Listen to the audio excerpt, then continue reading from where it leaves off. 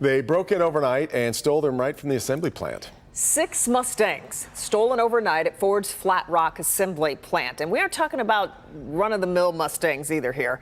These were tuned up, high horsepower models. So let's get to Megan Woods. She's live on this story for us tonight. And Megan, this is not the first time that this has happened. It's not. Devin and Kimberly, that's what makes this even more interesting. Less than 2 weeks ago, 5 Mustangs were stolen from this same plant. The only difference this time is a suspect is in custody.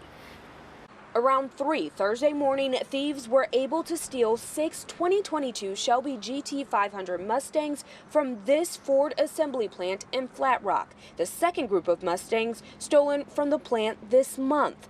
1, 2, and 3 of the 6 Mustangs were recovered. Woodhaven police saw the suspects trying to get gas in the cars, but those suspects drove off.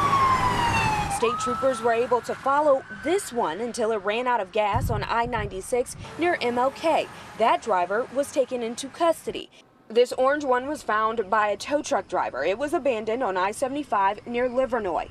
The third Mustang was abandoned on Warren near 30th Street. It's suspected that both ran out of gas. Auto insurance industry consultant Terry Miller says when cars like these are stolen, a lot of times they're sold out of state or out the country. I just think they go really fast and they're very attractive for the resale market. Thieves might even change the VIN numbers to a car that isn't stolen. So if you're not buying a used car from a dealership and it looks new, be careful. There are cases where unwitting buyers actually have these vehicles taken away from them and returned to the rightful owner, and they're out all of that money that they spent, plus they're out a car as well. Investigators are still looking for the 3 other stolen Mustangs. They say those are Brittany Blue and Gray. If you have any information, you're asked to call Flat Rock Police. Back to you. Megan, you said that this has happened before. Did they believe the 2 thefts are related?